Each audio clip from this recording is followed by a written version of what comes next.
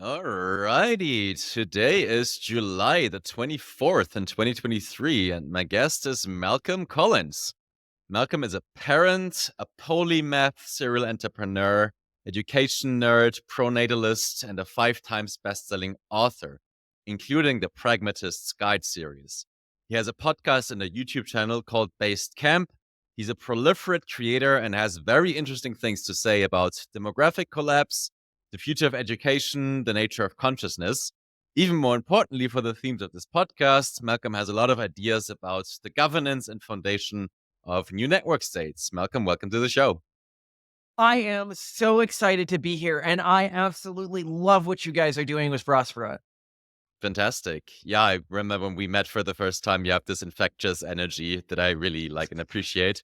Did I forget anything important in the introduction that's worth knowing about No, I you? mean, probably the thing we're best known for is running the Pronatalist movement right now, but, I've done all the classic Silicon Valley diaspora stuff from venture capital to private equity to all of that. I expect a big life overlap with a lot of your listeners, people thinking about the future. Different charter cities make a lot of sense for this sort of crowd and this mindset. And you guys are the furthest along and most established of all the projects. Fantastic. Yeah, I'm looking forward to get an introduction to pronatalism, which I've heard about and I'm pretty sure I'm aligned with, but haven't yet gotten the proper introduction. So we'll get to that. Um, besides, you say you do everything together with your wife. You write books together, you're doing the same podcast, you own businesses together. What's the origin story of that? How did you two meet and get to do all that together? So this is actually a very interesting question that ties into pronatalism to some extent. So, one of the problems that we have with our society right now is if you look around the world, and no one has really figured out how to socially marry prosperity, a high level of education, and gender equality with anything close to sustainable fertility rates. Um, and except for maybe arguably parts of Israel, but we can get to that later in the podcast. But this is actually a big problem because if it turns out that the only groups that will exist in the future, the only groups that are sustainable are the ones that lack gender equality, then things like gender equality are going to disappear. Um, to that end, what we can say is whatever the way we're structuring gender equality in our current society, it doesn't seem copacetic with high fertility rates, which means that we need to create new models around that. And that's where this comes from for us, which is to say that we are equal in our relationship. I mean, we do admit sort of gender dimorphia, that human males and females are different. But we are equal in that we hold all of the same positions, but in a way that is very different than the gender equality sale that's given in general society, which is that you can be completely atomized and completely equal. Whereas we say, well, maybe the way that you pair gender equality with a sustainable fertility rate is you treat the husband and wife as sort of a combined unit. And it's a hypothesis, and we'll see if it works. If it does work, it could be one of the groups that's represented in the future. If it doesn't work, I mean, every new little social experiment we do at this age is just an experiment, right? Um, so that's sort of what we're doing here is a social experiment. And we were the first couple to raise a married couple search fund. I don't know if your audience is familiar with search funds. They're like miniature private equity funds. And when we did it, it was seen as crazy to do it as a married couple, just wild. And now it's so common to do it as a married couple. When we were speaking on this at Harvard, we were talking with the students. They go, "Oh, the three types of search fund: single, dual, and married." And we are like, "Oh, that's cool." So I think for a lot of this stuff, if you just blaze a trail and you show that it can be economically advantageous to your investors or whoever hires you, then it becomes a trend. People What is are a followers, marriage right? search fund? Yeah. Oh, a married search fund? Yeah. Basically, we went to a bunch of rich people and we begged them for money. What do people call this? Fundraising. We fundraised for a private equity fund.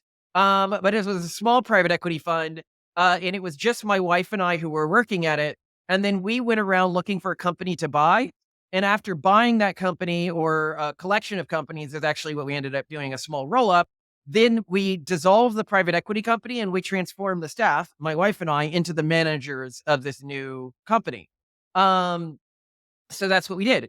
And actually, we were talking a bit before this about traveling around the world. Another interesting new way of doing search funds that we had invented was the idea of doing a sort of stateless search fund. And by that, what we mean is whenever, like after about the first year of doing searching, whenever we would look at a deal, we got rid of our house, and we would just go and move right next to wherever the company was. So we'd get an Airbnb like 2 blocks from the CEO's house, or from the front door of the office and just walk in every day during due diligence because it would show them, how, like, intense we were and how much we were serious and really give us an edge over the larger private equity players in terms of, like, purchase price and feeling of commitment from us to the buyers. Mm. But the search fund model is separate from the model of kind of the marriage that you proposed. That just happens to be something that you did together, or You how is could that argue that related? they're aligned. I mean, Mm, when we did a startup, we did it together. With search funds, just no one had ever done it mm, as a married team before. So I would say it's an extension of our marriage philosophy, which is that we try to do everything together, um, as gender dimorphic equals. And by that, what we mean is we admit, to ourselves that men and women process the world differently, that we have different skill sets. And in the same way that like a man and a woman within a house might as equals take on different roles of house management. Like I do sort of the fixing stuff. I control like the outside of the house, i.e. the lawn maintenance, the gardening, everything like that. And she does all the internal maintenance of the house, except for like mechanical failures. Like that's an example of a dimorphism in how we're handling something, but we also apply that to like the way we run our businesses, right? To the way we run even personal things, like our emails often dump into a single email. Like a lot of people will think they're talking to me and it's actually her because I don't manage all my email. We just represent ourselves to the world with different faces. Yeah. mhm. I'm You mentioned already that you and your wife traveled a lot. Can you talk a bit about what you learned from all that travel and how that looked like for you? Yeah, so I was saying before, I think 9 countries for over 6 months in one location, and I think it's something like 24 countries for over 1 month in one location. It's been a while since I've looked. Um, but yeah, so we lived sort of all over the world, and traveled a lot. And I guess all I can say is just that I never really places aren't that meaningfully different when you're talking about sort of the educated, wealthy class around the world. In a way that's really scary for me because it shows that the world's becoming more and more of a monoculture. And we're losing, I think, the cultural diversity that makes us strong as a species.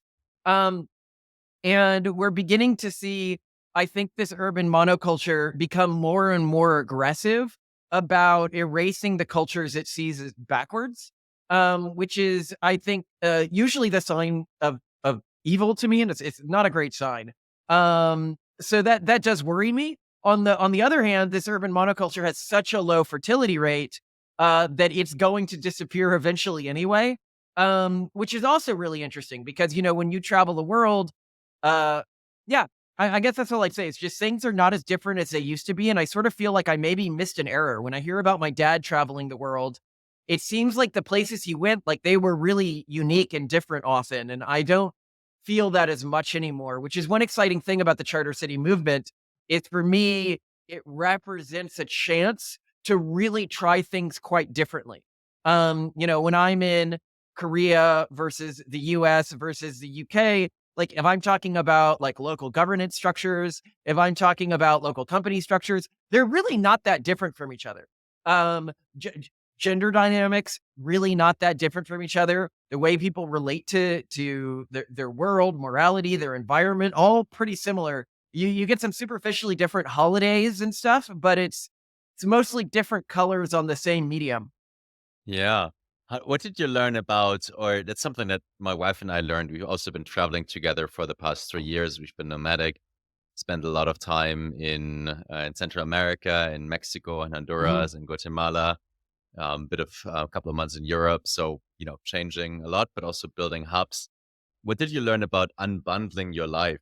And I'm asking because it's something I learned a lot about. So how to do like healthcare different and I'm already kind of thinking about education options for my children in the future.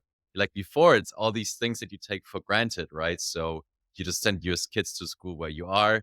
Was that something that's travel opened up for you too, kind of to unbumble your life in a way? Yeah, so because our company was international, there was a long period where we would split our time between the US and Peru. 1 month's Peru, 1 month's the US. Every other month we'd switch. And im I think when you're talking about healthcare, yeah, it really changes how you relate to healthcare. We did this thing called the Peruvian exchange, which meant in Peru, we'd always buy all our antibiotics, just stock up on huge, huge supplies of antibiotics, get all our medical treatment done. But in the US, you have Amazon. And I think people underestimate how convenient Amazon is just to be able to get like any product you want at a reasonable quality. It's not something that's actually available in most of the world. And it also changes, when you're in East Asia, right? So in East Asia, if you're in China, you're in Korea, you could be like, oh, I can get the stuff I would get on Amazon easily. Not if you don't have a national ID card.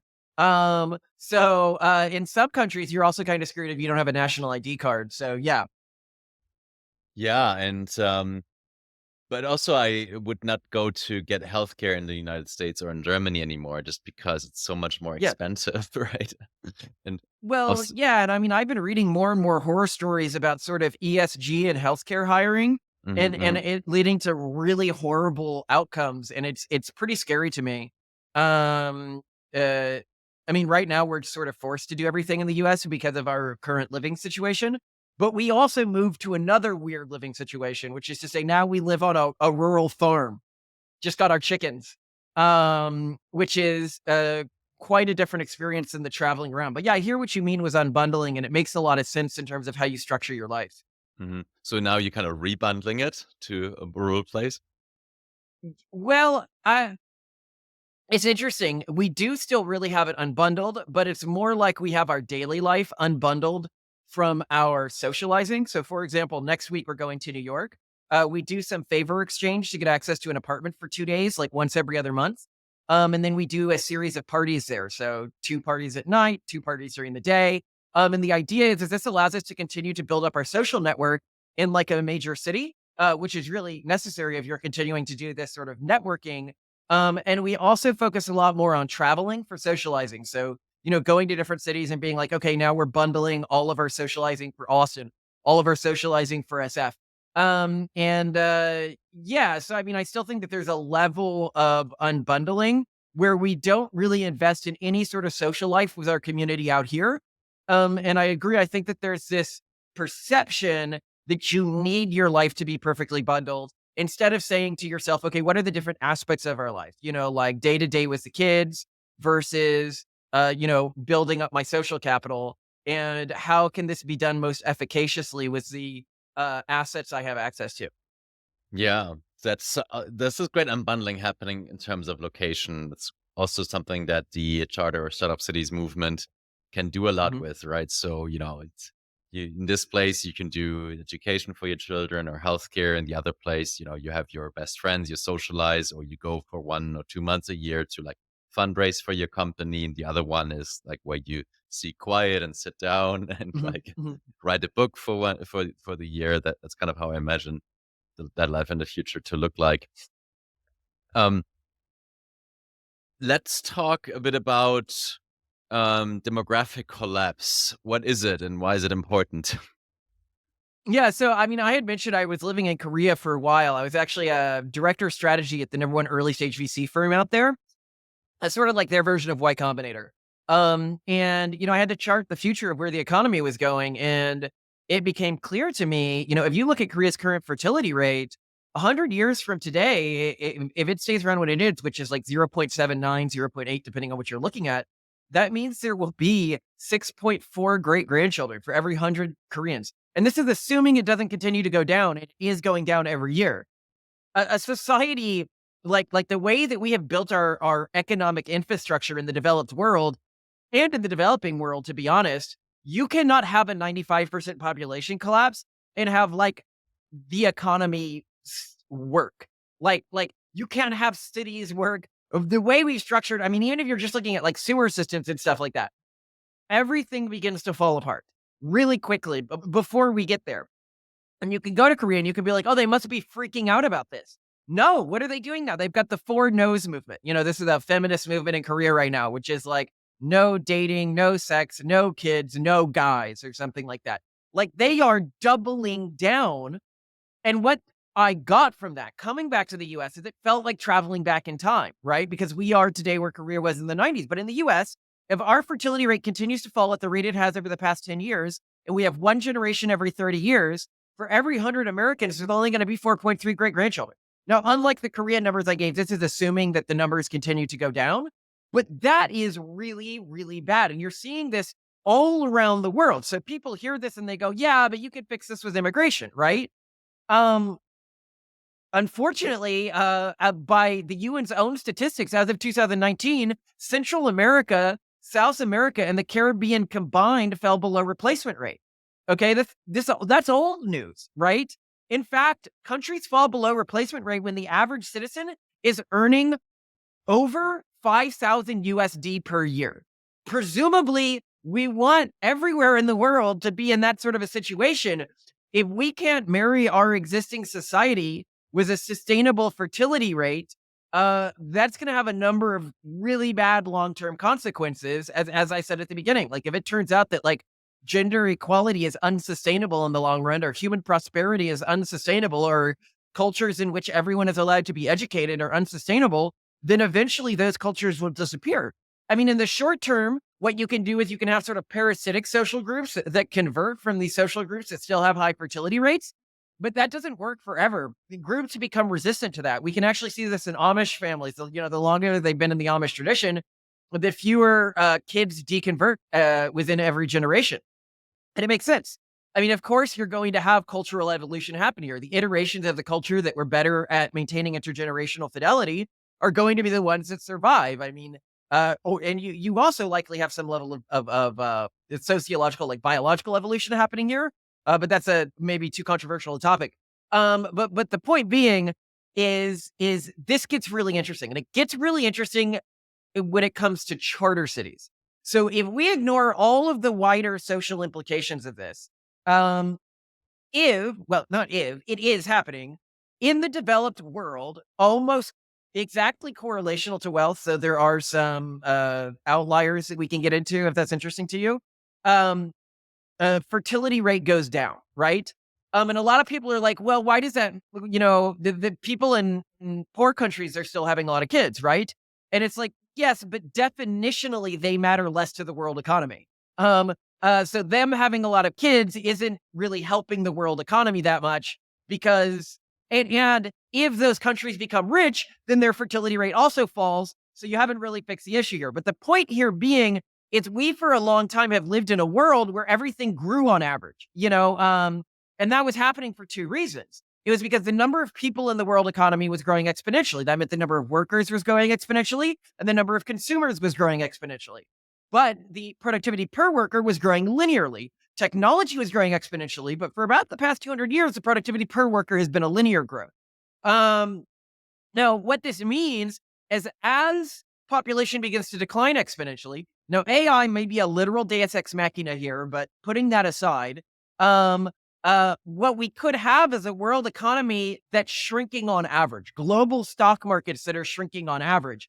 And this is where charter cities get really interesting because then the question becomes, well, where do you invest? Like all of a sudden, stock markets become unsafe for most investment vehicles, similar to sort of what happened to Detroit real estate. When you know an asset is always going to decline in value over time or something's declining in value in aggregate, it loses most of its value really quickly because it no longer makes sense to hold that thing. Everybody just floods out of it all of a sudden. And so then where do you put your wealth, right? Historically, we sort of lived in this world where if I owned a scarce asset like land or gold or something like that, like was a fixed quantity, it increased in value over time because the number of humans was increasing. And so the number of people who wanted it was increasing. But if that changes, sort of the fundamental of our entire economic structure changes. And so then the question, okay, where is value in that world? Value in that world is within populations, specifically gated populations. Now, these can be socially gated populations or geographically gated populations that are able to maintain high fertility rate and are technophilic. So populations like the Amish, they will likely continue to grow. Like assets around them do continue to grow, and like land around them does grow at an unusual rate. But they're never going to be like economically like massively dynamic because they're not engaging with technology. But because it's almost unheard of for a group to be both technophilic and have a high fertility rate, any charter city, any region, or any social group that can combine those two things is going to become where the vast majority of the world's wealth in the future gets focused. And that changes so much about how our species structures itself. Yeah, I have so many follow-up questions about the economics of that. But one interesting thing is that it leads to a good prediction, right? So that collapse will be leading to a divestment from the developed world to trying to discover all these new growth markets. And if the charter city movement at that point is a sizable force, is like 100 or 200 of them that have kind of proven models and track records and are growing, then Mhm. sort of a lot of capital would shift there, right? Yeah.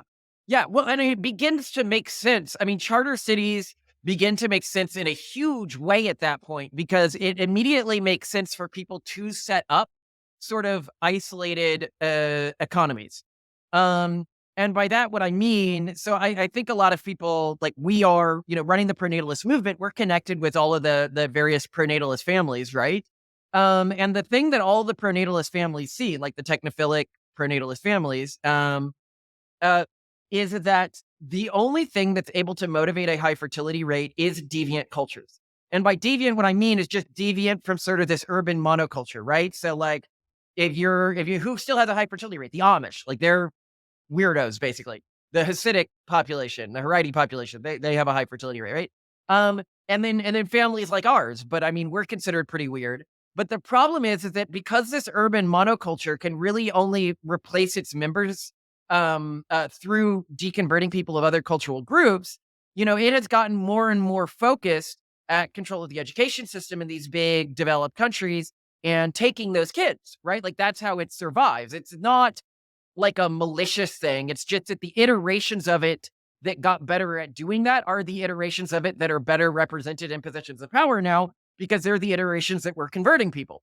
Um, so, anyways, what this means is that a lot of these families are now looking like, how much longer can I stay in X developed country uh, where I'm safe, where my kids aren't going to be converted to this urban monoculture, taught to hate me because I'm different in some way. So everybody's thinking about this right now in the movement, and I think you're absolutely right. If you can create a what is shown to be a safe haven for these families, it's a huge economic opportunity in the future. However, if your own fertility rates aren't very high, it's not really relevant, I think, to a lot of investor class, because it's the same problem they'd assume that most of the other developed countries are going through. Hmm. So it does play a role for investment decisions, fertility rates in different countries or growth Well, I regions. imagine it will. Hmm, hmm, So hmm. this is a really interesting question, right? Like, sometimes it takes a while before the market realizes that things have changed. So I know this was the case like 5 years ago. I've heard it may not be the case anymore, but there was this crazy thing where, when I was living in Florida and I was looking at getting a house, that the 30-year loans on like an atoll, like a house on an atoll out in the ocean, was priced the same as a 30-year loan as a house in like the center of Florida. And it was like, what? That house isn't going to be there in 30 years. Like even conservatives agree on that. They might disagree with causing global warming, but we do know that that atoll is not going to be there in 30 years. Why is this price the same? And recently this has changed because now you need insurance, which sort of prices it in. But it was one of those things where just the markets hadn't caught up to reality yet. And sometimes markets catch up to reality all at once. When the market does catch up to this all at once, and people realize, wait, why is the world economy sort of crashing all at once, right? If they do recognize this is about fertility rates, right? Well, then they are going to start focusing on that in terms of how they make future investment decisions. Now that could cause a bubble that then explodes and then you get some recalibration afterwards. But the question is, how long does it take for people to realize that the world structure is fundamentally different now? That can be a long time because there's a lot of old investors out there who just aren't thinking like that. When I was in Korea and I was doing investment, I brought this to my firm and I was like, Korea doesn't have an economy in 100 years. Like, do we take this into account with our decisions? And they said, oh, well, everybody knows this, but nobody really takes it into account with their decisions. And so if we do, like, our investments will be made like stupidly, like they won't be good as an early stage firm. So we're just going to pretend like it's not true. And I think that's the way a lot of people in the investment world are acting right now. Yeah. You probably get this question all the time, and it's a bit of a stupid question, or Peter Thiel would say, why questions are overdetermined. But what are kind of the causes for, or how would you describe that urban monoculture that leads to the decline in fertility rates? Well, so we wrote a book on this, The Pragmatist Guide to Crafting Religion. And it sort of talks about how like when we talk about memetics, when most people talk about memetics, they think of like a meme infecting someone and then that meme using that individual to go out and convert other people. But historically, memetics worked a little differently than that. Memes sort of existed in clusters. What today we would call like a religion slash a culture. We call it a cultivar in our book. And that these existed sort of sitting on top of human populations and environmental pressures acted evolutionarily on them at the same time as they were acting on our biology. This is how like Judaism and Islam figured out hand washing literally hundreds of years before science did. This is why but it also that they sort of co-evolved with the way our brains work to take on certain tasks that our brains learn to just expect. So an example of this is almost every older cultural group has some sort of arbitrary self-denial ritual, whether it's Rent or Ramadan or Feast of the Firstborn or whatever, right? And this, it turns out now we know was actually pretty useful. That strengthens the inhibitory pathways in your prefrontal cortex. I used to be a neuroscientist, so I was, studying this sort of stuff. It makes it easier to shut down intrusive thoughts and stuff like that. But recently, in biology, you can have something called a superbug, right? Like a super bacteria or something. Now, these typically evolve in environments like hospitals, where you have a lot of immunocompromised people in like a smaller environment than like you would normally have, and then you have all your antibiotics and stuff like that in the same environment, so they can evolve sort of to become resistant to this. Well, the internet and the mega city, it sort of created an environment like this where you had these socially immunely compromised people. A lot of them had moved away from their traditions, their older cultural groups. And so they had sort of a weakened memetic immune system. And it allowed for this really, really, actually pretty advanced, sort of memetic virus to begin to spread. And this memetic virus was very, very good at using people to just convert other people, right? To the extent that when these people began to focus on things like child rearing and stuff like that, they were not using the preferred reproductive strategy of the virus because they could convert more people if they spent all their time converting people than they could have kids, especially in these city environments, which had become very expensive to live in. So essentially, it's an almost completely evolved set of structures that evolved just because it's very good at converting people in a very unique way. And I can go deeper on this if you're interested in it, but it's a fascinating topic and pretty threatening, I think, to the future of our species. Yeah. Yeah. I mean, I want to know what that virus is right now, or what are kind of the ideas behind it, and how does it spread and convert other people? Yeah. So how does it spread? So the virus is actually really interesting. So historically, when a group would try to convert individuals, what they would do is try to convert individuals, right? So they would say, I'm going to convert you specifically, right? The virus works pretty differently. You can think of humans as like nodal clouds. And every one of these nodal clouds is like made up of all of the humans' interpersonal connections. And these clouds overlap to some extent. Now, historically, when somebody from like a different nodal cloud would come into your nodal cloud, the nodal cloud would have like a memetic immune system, as I said. And what they would do is they would go out and they would Well, burn you at the stake. Typically, they'd say, "Oh, you're different. Let's kill you or get rid of you or reject you." Um, so like if I was a Catholic and I came and started preaching in a Protestant country, that would happen to me. If I was a Protestant, I started preaching in a Catholic country. Also, the same happened with random cultural mutations. That's what witches were. It was like they have a different way of seeing the world. Basically, let's maintain this intergenerational fidelity. Well, the network, the virus works pretty differently than that. It sort of does dynamic deconnecting of anyone who appears to be immune within a nodal network once it has begun to infect that nodal network. Basically, it shadow bans people, which is really fascinating because people often think of it in terms of like cancellations, but it doesn't really cancel. That's more like a terrorism tactic. It doesn't do that frequently. It's just if you show yourself resistant to whatever sort of the dominant social narrative is, but it also functions pretty differently and it doesn't try to convert individuals. It tries to convert entire networks at once. And it does this with the promise that as the network converts, we will remove emotional pain from the entire network. If the network agrees to these sort of theories, we remove emotional pain. And it doesn't try to erase so historically, like the various memetic clusters, the cultivars, they really cared about sort of group identity. The virus doesn't. So if you talk about a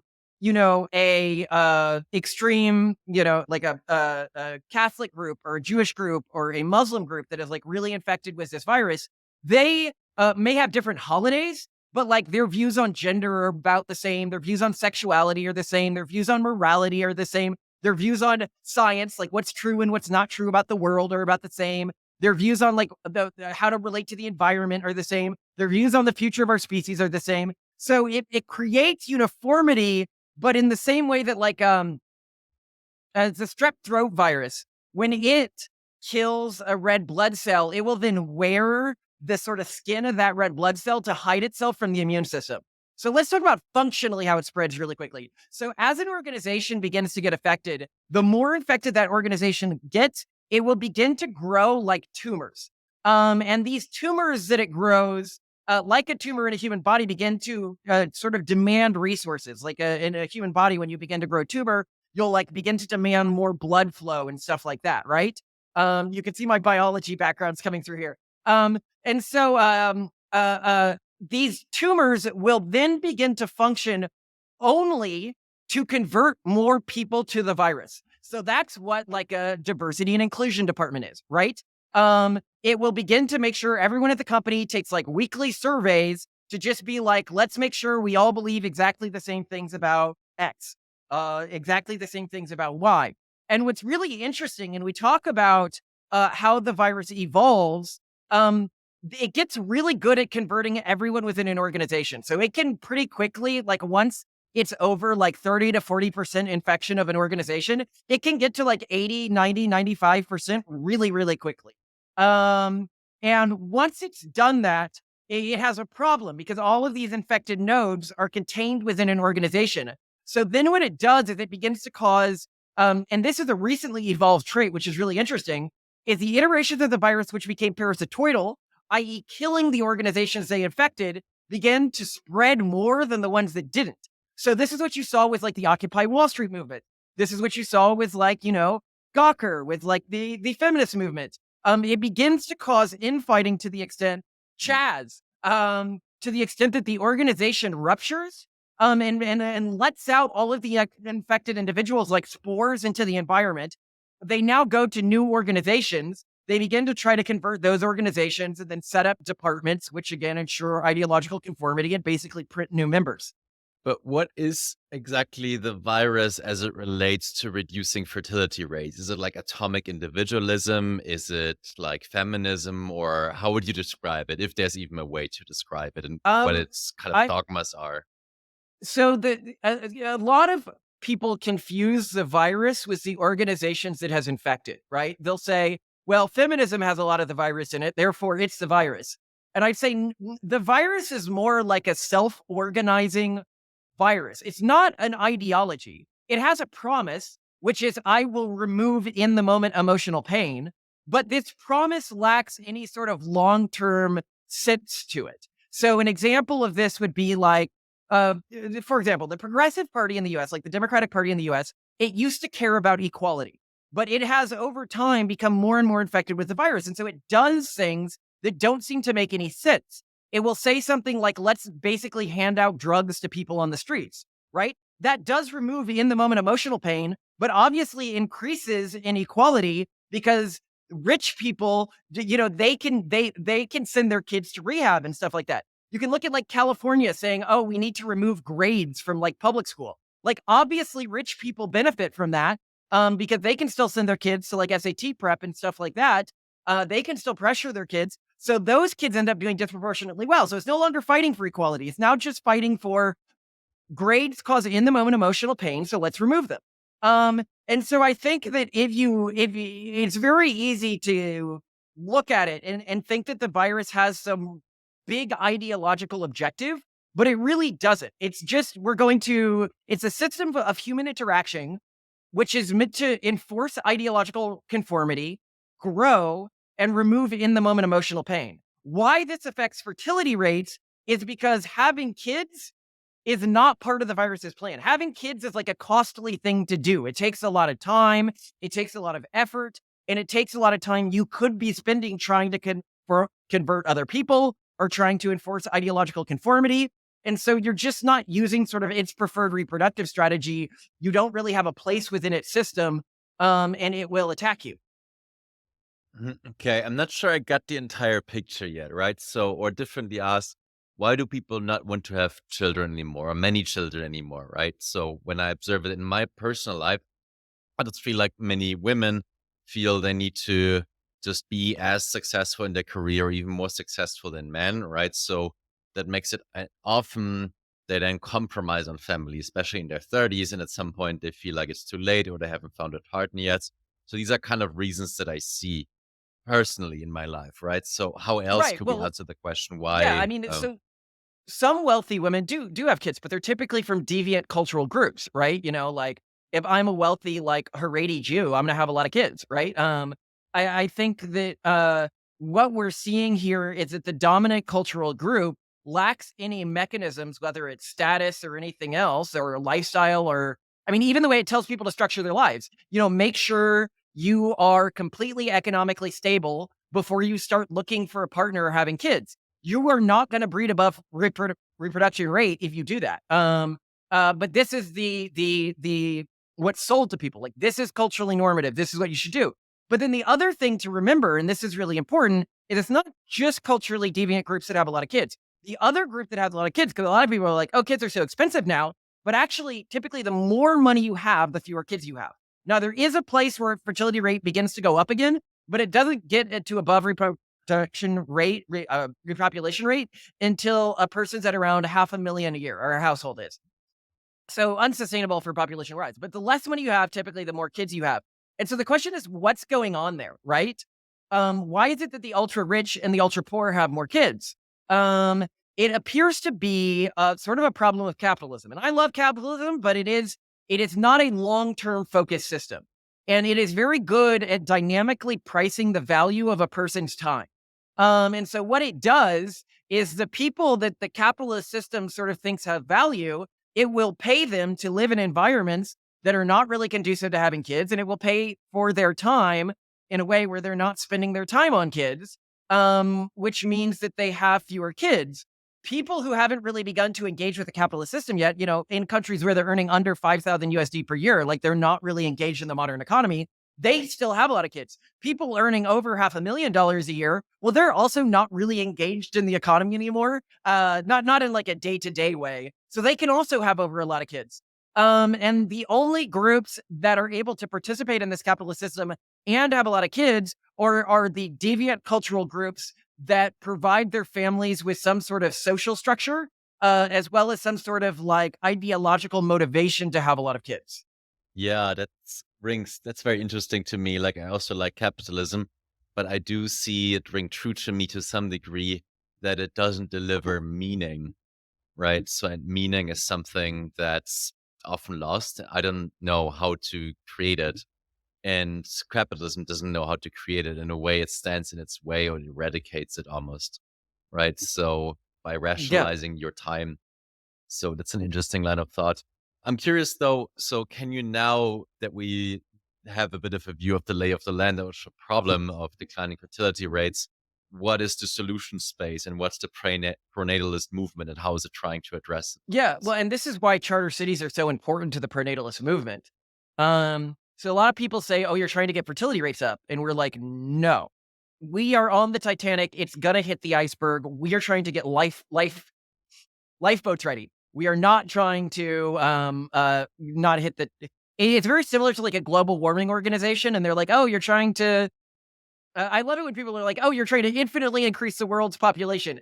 It's like that's like telling a global warming organization, "Oh, are you trying to freeze the world? Are you trying to make it colder every year?" And it's like, "No, but we do see a worrying trend here, and if it continues." But also, like a global warming organization, or I think most sane ones these days, we'd also say it's also likely that we can't do anything about it before disaster strikes at this point.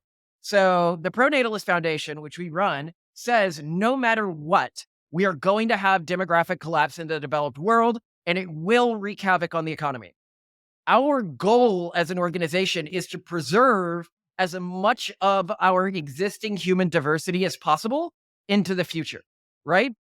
And so, what this means for us is to sort of ready the lifeboats, and charter cities are one of those lifeboats. They are in an environment where high fertility families can congregate, where their kids won't try to be homogenized, and we can hopefully create pluralistic communities of sort of deviant cultural groups that motivate people to have fertility rates in spite of uh, being technophilic, believing in at least some degree of gender equality, and believing in like wide access to education and prosperity. Fantastic. I like that.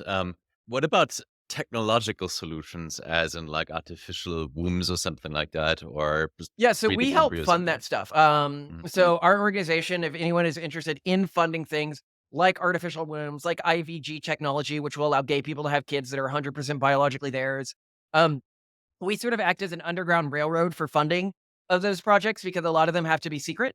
All I can say is a lot of that stuff is happening behind the scenes. We are really excited for that technology to hit the market. I do not think it will solve the problem. I think actually, if you talk to people who are sort of in this urban monoculture, a lot of them will say actually bringing children into the world is evil. Humans cause suffering, and the world would be better without humans anyway. So, just giving them this technology doesn't really do anything. But if we create groups that are open to using it, it will allow those groups to greatly increase their fertility rate. Yeah, but is there anything already available that you can use? Or what's kind of the state of the art of fertility technology when you're like I a, mean, our yeah, family, we use some spicy technology. I want to hear all So about our it. family, for example, uses IVG technology. Mhm. Sorry, not IVG. We use polygenic risk score screening technology. So we do full genome sequencing on our embryos, and we choose the embryo order based on sort of their genetic health. Or genetic health is the wrong word because different families would have a different interpretation based on what our culture and our family values. So, we look at things like lower probability of developing depression, stuff like that. And we can tell that by looking at the embryos. We can also tell people like, how accurate is this? You can tell because the studies will tell you, oh, this is the error margin, this is the P score on this study. It's not like people ask this like it's some sort of mystery, like how accurate is it exactly? It's like we know exactly how accurate it is. It's not like a mystery.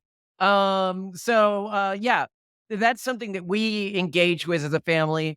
And using this type of technology, eventually people will be able to do things like select for propensity that the person wants to be a parent themselves, which could uh lead to much higher fertility rates in the long run if you're only having kids who want to be parents, right? I can see certain family or cultural groups choosing weird strategies like that. Yeah, it's on my podcast. You can be controversial. We're futurists and transhumanists and technophilic and everything like that here. So that's cool. So we're open to discussing these things. I'm curious. So I'm and my wife are thinking about having children soon. Um, So how can we start kind of learning about all these options, fertility technology? Yeah, well, I mean, if you guys want to do IVF, if you're doing IVF anyway, I would say it's a complete no-brainer to do full genome sequencing. You can say, I won't look at the controversial stuff. I won't look at IQ. I won't look at height. Fine. But at least you'd be able to look at things like cancer rates and stuff like that. And a lot of people are like, yeah, but then you're selecting between embryos based on health. They already do that in labs. That they choose the embryos that look the prettiest. That's what they're doing right now when they're choosing an embryo. They're already, this allows you to select based on like cancer and stuff. Anyway, but the point being is you can choose what data you look at. It's an additional fee to IVF. Other than that, it's just normal IVF. If you want spicier stuff, if you're like, how do I find out like IQ and stuff like that? Email me and my wife. We'll connect you with the people. Because a lot of this stuff, people don't want to be public about it, and I get it. Yeah, I get it too. I would be concerned a bit about what people think in my social circles. Then again, I'm also getting more and more confident and just doing it anyway. Sort of the more I Well, learn, and yeah. yeah, I mean, it's one of the things we talk about. So if you talk about the future of the human species, when I'm like, hey, the technophilic groups with high fertility, they're the only ones who matter. A lot of people will look, especially like far conservatives, and they're like, this group or this group is having tons of kids. And I'm like, are they technophilic?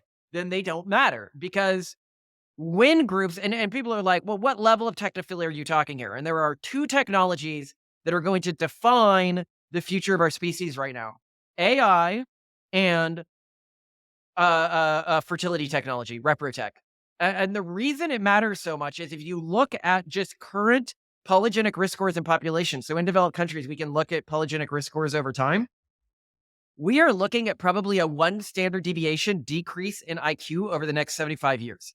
You can see this in terms of, now some people might be like, I do not believe that IQ is heritable. And it's like, okay, but that's like a religious belief. Like that doesn't seem to be what the data suggests, because I can look at the polygenic scores associated with IQ over time from samples in developed countries, and it's decreasing. It's also directly correlated with lower fertility rates. We also see a decrease in IQ in testing over time. It would be like if I looked at a car and I could predict it will probably go this fast, and then somebody drove that car and that's how fast it went. And people are like, I don't believe that's how fast the car goes. And it's like, I don't know. Like we've measured this from different angles. But this matters because if you're engaging with polygenic risk score selection technology, people don't realize how quickly humans can change based on really strong selective pressures.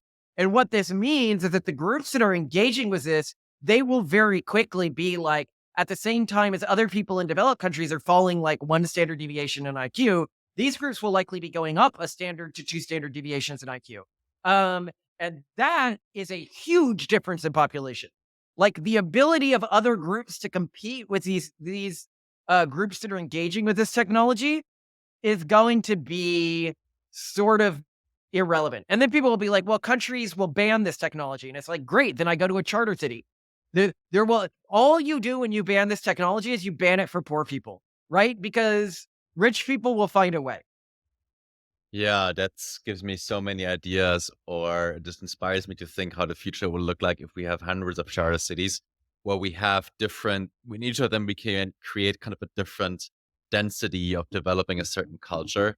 I'm already Mhm, seeing, and I'm pretty sure I'm one of the first ones to see that the different places develop very different cultures, right? So they have very different founding ideologies, attracting different founding teams that are willing to go into very controversial directions in multiple directions, right? So in Zanzibar right now, at the birth of a new community that's kind of much mhm, more, a bit more new agey, right? And Prosper, that's kind of more of a futuristic type.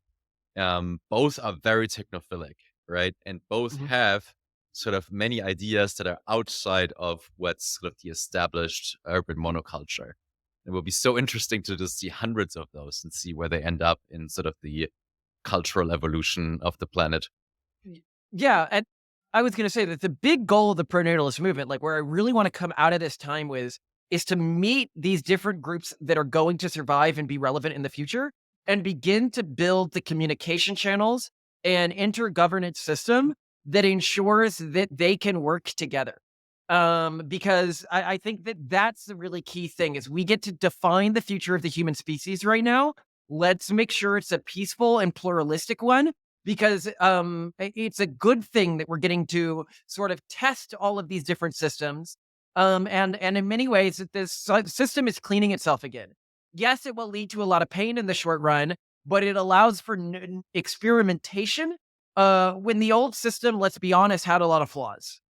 Then you really got to join me and us on this mission, Malcolm, because this is exactly what I see my work is about, right? So you can kind of already see, some project or charter city doesn't like so much what the other one is doing and this and that dimension. And I'm always there and like, guys, sit on the same table. I know you find the other guys here a bit boring or you don't like these ideas that the guys are doing here, but please sit together on the same table and figure it out and learn from each other and just tolerate the difference that you're creating. The difference in viewpoints, in cultures is beautiful, and it is what it's about. Yeah. Well, and this becomes really relevant because, when I talk about the world today, a lot of people would get the perception that I see sort of this urban monoculture as the primary enemy, but not really. It's not very competent. It's sort of falling apart on its own. What scares me is that most of the groups with really high fertility rates right now are pretty hostile to people who don't think like them. Um, they have, strict internal hierarchies. They do not believe in things like gender equality, and they do not believe that people who don't think like them should exist often. Um, and what this means is that in the future, we, haven't really had to deal with groups like that since World War II have sort of global power, but, 50, 100 years from now, we are going to be dealing with groups like that. And the pluralistic groups, the groups that are okay with people who are different from them still existing, they need to team up and they need to work together because if we don't work together, we will be stamped out. Yeah, amazing. Spontaneous idea. I would love to invite you and the pronatalist movement. Anyone is interested in that? Let's go to one charter city. I mean, my favorite one is Prospera, where we can go somewhere else anywhere you want to and debate some of these things and see where Oh, the I would space love is that. to. Yeah. Yeah, yeah. What else would attract people like you or in the movement? What would they need from a charter city? What are the demands? Kind of if there's a Well, I can tell new. you the one thing that Mhm. we need right now that I know we can't get from Prospera. So if I did it, I'd probably create a different charter city. Is specifically an absolute promise that no one will limit our access to reproductive technology. But whether it's cloning, human CRISPR, anything like that, because as I say, I believe that I think one of the types of groups that's going to be most successful are the ones that are engaging in genetic technology and they don't feel safe. They all know me. Like we sort of act as a hub for these people. They don't feel safe anywhere in the world right now. And I don't think it makes sense with Prospera. Here's why. Prospera is first and foremost um, uh, uh, responsible to sort of its shareholder, not shareholders, but the people who live there, right? And if people knew that people were engaging in genetic technology there, that could hurt its PR, which would hurt the assets of the companies that are set up there. So I do think that there is a sort of a place for I guess I'd call it a Kaminoan charter city, which is just based around reproductive choice and based around technological choice. So, any medical technology you want to use, no matter how dangerous. But there's a big demand for that. But I think that's a different culture than Prospera. Prospera's culture is defined by, I think, extreme libertarianism, but also responsibilities to shareholders. Not sort of, or I could be wrong here.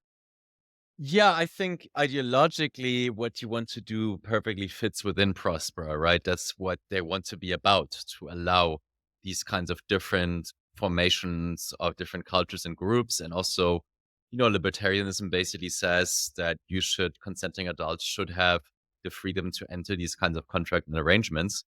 And it's absolutely none of the business of Mhm. sort of a governing entity to make restrictions on these things, with the limitation being correctly, as you say, on the PR side, right? So Prosper is a subdivision of the country of Honduras, right? So there is a cost to allowing controversial things, right? So they're already getting a lot of hit pieces for like gene therapy and whatever, which is what we're already doing. Mhm. But sort of add each of those things, and you can't do an unlimited amount of that, right? So but my solution for that is to diversify, right? So to create more prosperous, right? So have more places in other countries. So just become so the whole idea that of what Prospera is doing or standing for becomes more credible, more normal, something that's more mainstream and it's seen as a thing. All right, you can do it here or there.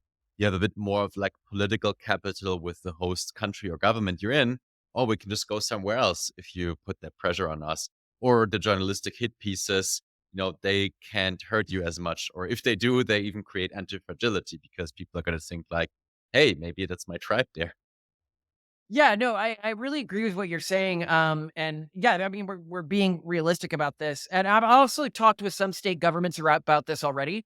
I mean, the number of state governments that really want, because if you're running the pronatalist movement, one of the things that we do is we consult for state governments, and what they'll tell us is, look, we've got this rural land, we've got these islands, they're basically depopulated at this point. Is there anything you can do to inject back into the local economy? And I'm like, Faustian deal time. So we already have some interest in potentially setting something up. We, of course, have some other ideological things that would make our group very different from the other charter cities. Specifically, one thing that we're looking at doing is only setting up in a very inhospitable environment.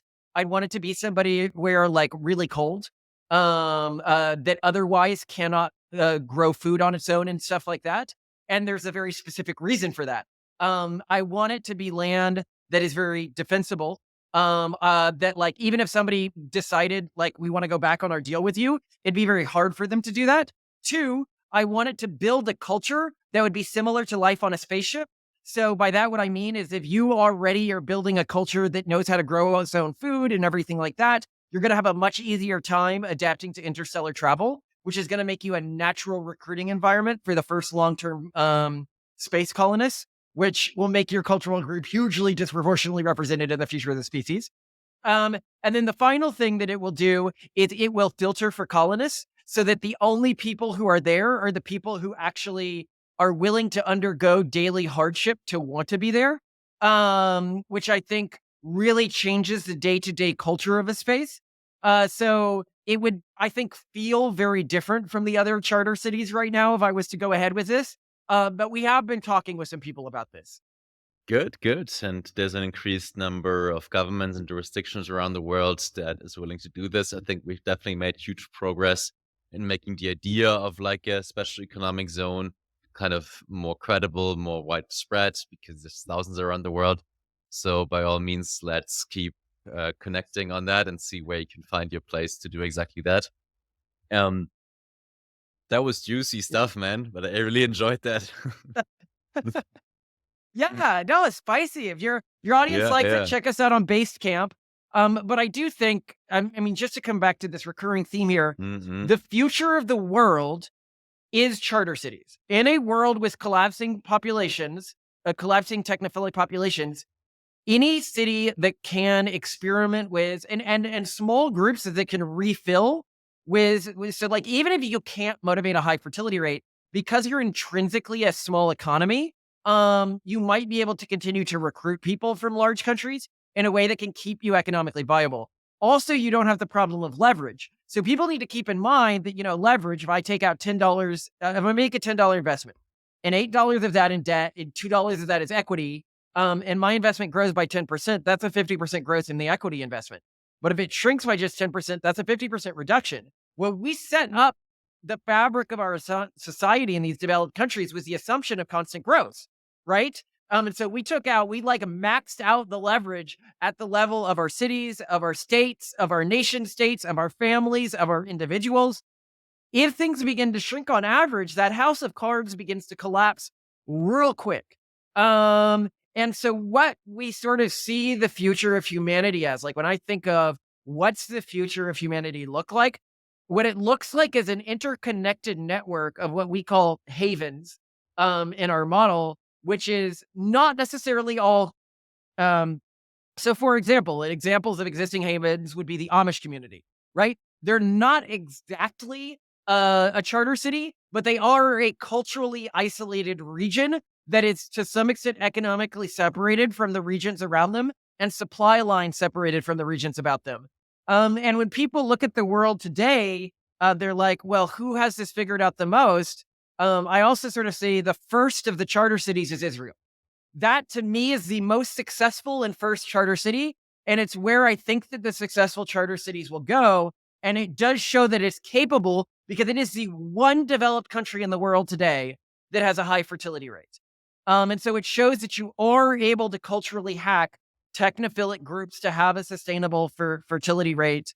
So yeah, Yeah, you that's are the actually, future. yeah. And both of us, all of us are um, in that are interested in that movement and are contributing to it. So invite everyone who's listening to join us. I really looking forward to staying connected with you, Malcolm, because I think we're working towards the same goals. Anything Mm. else you want to direct our listeners' attention to find you or your work, or you to learn more about the things we just discussed? I mean, pronatalist.org, but I mean, it's just the Pronatalist Foundation. People can reach out to me if they're interested in working on this problem. As we say, a single family that has 8 kids, if you do that for 11 generations, that's more descendants than live on Earth today. So it doesn't take many people to do this, but it takes a diversity of people if we want to maintain the existing pluralistic human culture.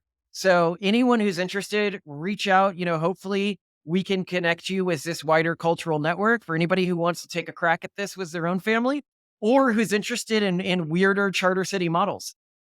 Awesome. I'll also look into some of that stuff for my future plans to have children together with my wife. So thanks for directing me towards that, Malcolm. And thank you so much for coming on the show. Yeah, have a great day.